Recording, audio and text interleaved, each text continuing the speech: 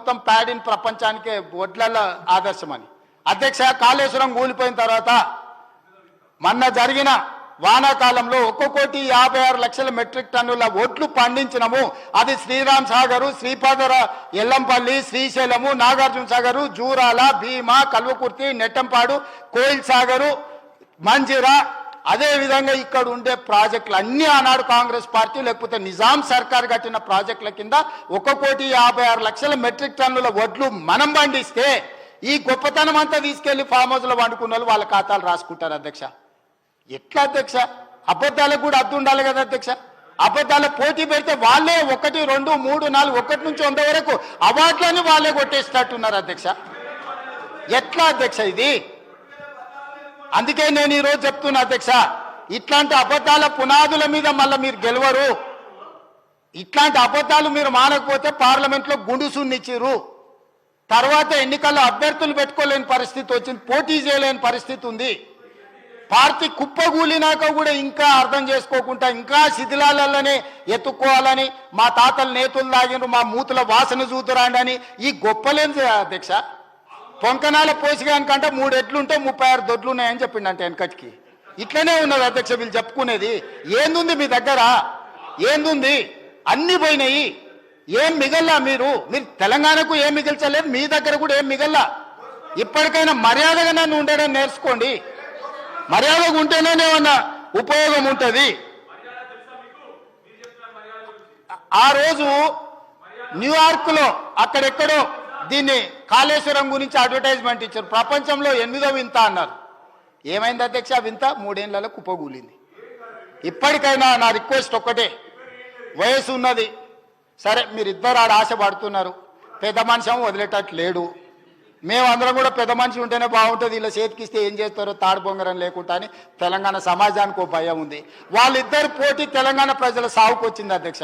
మీరు చూడండి, ఎప్పుడైనా ఒక ఆయన పొద్దున్నే ట్విట్టర్లో పెడతాడు, 11 గంటలకు ఒక ఆయన ప్రెస్ మీట్ పెడతాడు, 4 గంటలకు ఇంకొక ఆయన పర్యటన ఆడిపోయి ఇద్దంటారు. వీళ్ళందరూ చూసేవరకల్లా సాయంత్రం మేడం గారు అందరిని పిలిపించి సమావేశం పెడుతుంది. ఏం పోటీ ఇది? ఎందుకు పోటీ? అసలైన ఆయన నేను వెనకటికి చెప్పిన అధ్యక్ష, వెనకటికి ఆయన మారుతుండు, ఈయనకి ఇస్తున్నాను. కొంతమంది పాపం తెలియని అమాయకులు అందులో ఉన్న మంత్రులు మా పెద్దసారి పోతున్నాడు, మా చిన్నసారి వస్తున్నాడని భజన సంఘం పెట్టి భజన చేసిరు. నేను రోజు చెప్పిన ఈపులు చింతపండు అవుతాయని పెద్ద మనిషి వచ్చి చెప్తాడని. సరిగ్గా నేను చెప్పిన నెలకే వచ్చి చెప్పిండు, ఎవర్రా వాడు అన్నాడు, ఈపు చింతపండు అవుతుంది ఇంకోసారి మాట్లాడతాను. ఆయన మంచిగా ఉన్నాడు, ఆయనకి ఏం ప్రాబ్లం లేదు, వీళ్ళు ఆశపడ్డ ప్రయోజనం లేదు. ఆయన బాగుండాలి, 100 ఏళ్ళు ఆరోగ్యంగా ఉండాలి, ఆయన ప్రతిపక్షంలో ఉండి ఆయన అనుభవాలతో మాకు సలహాలు ఇవ్వాలి. వాళ్ళిద్దరు ఆశపడి పోటీ పడి పెద్ద మనిషికి ఏమైనా ప్రమాదం తెచ్చేటట్టున్నారు అధ్యక్ష. మీరన్నా వేదిక మీద నుంచి ఆ పోలీసు వాళ్ళకు కొంచెం ఆదేశాలు ఇచ్చి వీళ్ళకు కూడా ఏదైనా జ్ఞానోదయం కలిగేటట్టు ఏదైనా 4 మంచి మాటలు చెప్పండి అధ్యక్ష. మా పెద్దలు జానారెడ్డి గారన్నా లేకపోయారు ఈ సభలో, కనీసం వాళ్ళకి ఏమైనా మంచి వచ్చేటో చెప్పనీకే. కాబట్టి దయచేసి ఇట్లాంటి పనులు మాని మీరు ప్రతిపక్ష పార్టీగా మీరు సలహాలు సూచనలు ఇవ్వండి, మాకేం అభ్యంతరం లేదని నేను తెలియజేస్తున్నా అధ్యక్ష. ధన్యవాదాలు అధ్యక్ష.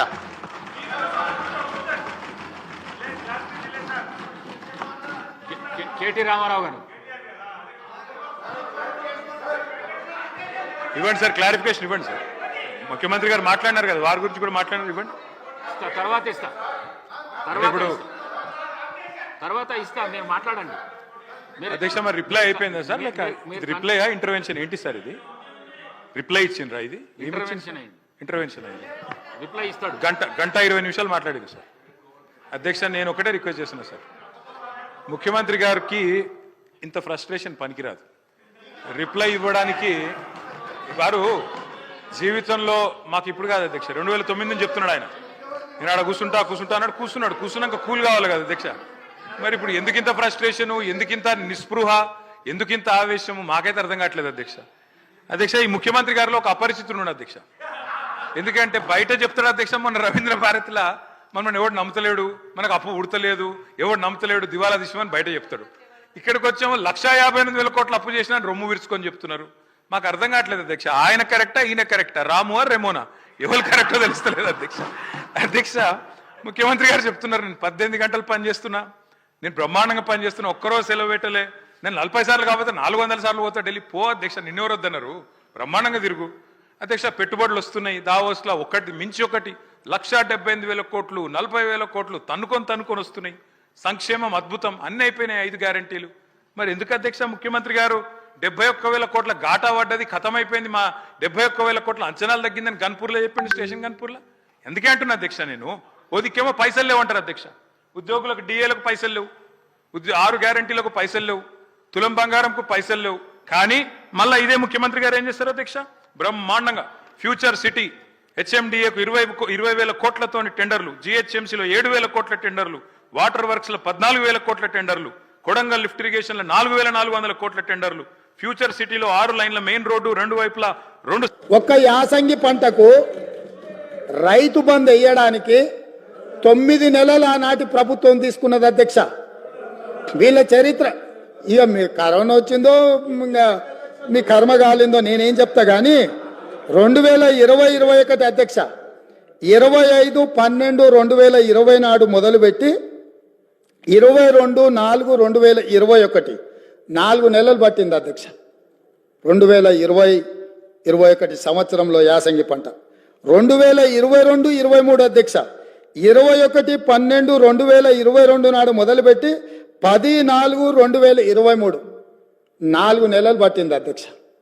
ఒకసారి అడుగుతున్నాం ఎన్నికలు అంటుండ్రు, రెండోసారి అడుగుతున్నాం కరోనా అంటుండ్రు, మూడోసారి అడుగుతున్నాం మా మామ చెప్పలేదు అంటున్నారు, 4గోసారి అడుగుతున్నాం అల్లుడు తిరగనికి పోయినని చెప్పేటట్టురు అధ్యక్ష. ఎట్లా అధ్యక్ష మీ పరిపాలన? స్పష్టంగా అధికారిక లెక్కలు ఈ రకంగా చెప్తుంటే మేము వచ్చిందే మొన్న 60 రోజులు కాలేదు, ఆల్రెడీ మేము క్లియర్గా చెప్పినాము 100 రోజుల్లో వాటిని పూర్తి చేస్తామని. అయినా అప్పుడే రైతు బంధు ఇవ్వలేదు అని గగ్గోలు పెట్టి రైతులను రెచ్చగొట్టాలన్న ప్రయత్నం చేస్తే రైతులేమన్నా అమాయకుల అధ్యక్ష? వాళ్ళకి తెలీదా ఎవరి చిత్తశుద్ధి ఏంది, ఎవరి ఆలోచన ఏంది, ఎవరు ఏం చేస్తుండ్రో, ఎవరు ఏ రకంగా వ్యవహరిస్తుండ్రో తెలీదా అధ్యక్ష? అదేవిధంగా అధ్యక్ష ఆర్టీసీ బస్సు మహిళల గురించి వీళ్ళు మాట్లాడుతున్నది, వాళ్ళకు నష్టం జరిగింది, ఆటో డ్రైవర్లు అని. ఒక ఆయన ఆటో రాముడు కృష్ణానగర్లో మొత్తం సినిమాకి సంబంధించిన వాళ్ళే ఉంటారు, సురభి నాటకాలు వేసేవాళ్ళు, సినిమాలో చిత్రసీమలో ఎక్స్ట్రా క్యారెక్టర్స్ అంటారు, ఏమంటారు వాళ్ళను? ఎక్స్ట్రా అంటే ఎక్స్ట్రా ఆర్టిస్టులు అంటే ఏమంటారు? జూనియర్ ఆర్టిస్టులు కృష్ణానగర్లు ఉంటారు.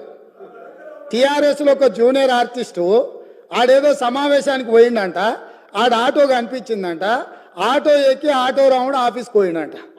మళ్ళీ దాంట్లో మాత్రము లోపల కెమెరా పెట్టిరు అధ్యక్ష, ఆయన ఎక్కింది దిగింది షూటింగులు చేయడానికి. ఏంది అధ్యక్ష ఈ డ్రామా? ఏంది డ్రామా? ఏంది ఇది?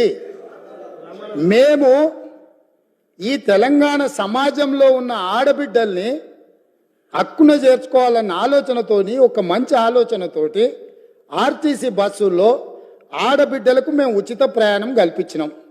2014 నుంచి 2019 వరకు మంత్రివర్గంలో ఒక్క ఆడబిడ్డ కూడా మీరు మంత్రి పదవి ఇవ్వకపోయినా అక్కడ ఉన్నవాళ్ళు ఏ రోజు కూడా ఒక్క ఆడబిడ్డ కూడా మంత్రి పదవి ఎందుకు ఇవ్వలేదు సార్ అని అడిగిన వాళ్ళు కాదు పాపం.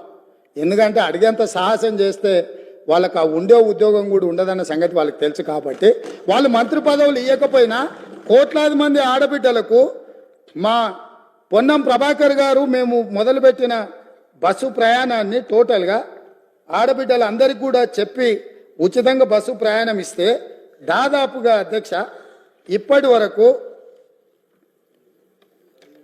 15,21,00,000 ప్రయాణాలు ఆడబిడ్డలు ఉపయోగించుకుంటూ 535.52 కోట్ల రూపాయలు ఇప్పటివరకు ప్రభుత్వం ఆడబిడ్డల కోసం ఖర్చు పెట్టింది అధ్యక్ష.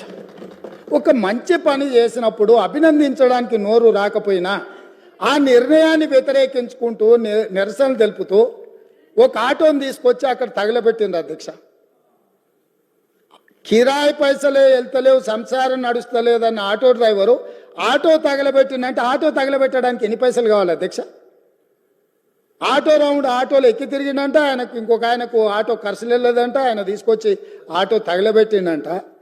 ఏంది అధ్యక్ష ఇది? అసలు ఇది ఏమైనా తెలంగాణ సమాజానికి మనం ఏం సందేశం ఇవ్వదలుచుకున్నాము? ఇంకొక నటుడేమో 100 రూపాయలు పెట్టి పెట్రోల్ కొనుక్కుంటాడు, కానీ 10 పైసలు పెట్టి అగ్గిపెట్ట కొనుక్కోడు, అగ్గిపుల్ల దొరకదు. కవులకు కళాకారులకు తెలంగాణ నిలయమని మనందరికీ తెలుసు అధ్యక్ష. కానీ నటులకు కూడా కొదవ లేకుండా పోయింది.